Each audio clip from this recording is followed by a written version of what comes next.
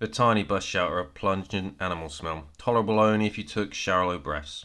Usually Todd waited outside, but the snow-laden wind was bitter and the bus was not due for 10 minutes. Numbered already by the walk from the farm, he went on. There was a small glassless window through which you could watch from the bus. On the outer side of this stood a man hunched to the collar and his jacket turned up. "Aye," Todd said. The man barely nodded. Todd did not recognise him from any of the nearby cottages. "May bloody snur," the man said. The ferocity loaded into those words was impressive.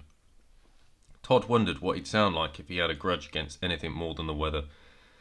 "Well, you can know what they say, like a lamb ought like a lion." He was only trying to show solidarity, but the reaction was as if he'd told a downright lie.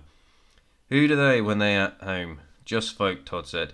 After a minute the man spoke again. He'd lain he's laughing at us. Todd gave a non-committal grunt, as if it was theology that we're getting into. He wanted none of it. Suddenly the man let out a shout. "Think winter's over, dear? I'll show you winter shites." Todd saw the bus coming, on time, thank God.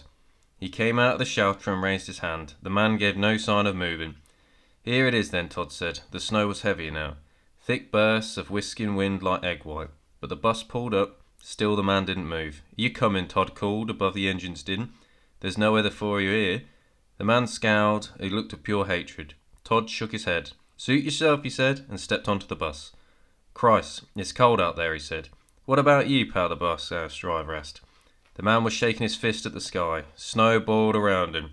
He seemed to be in the middle of his own personal storm. "Just go," Todd said, as if he had the audacity or the authority. The door hissed shut.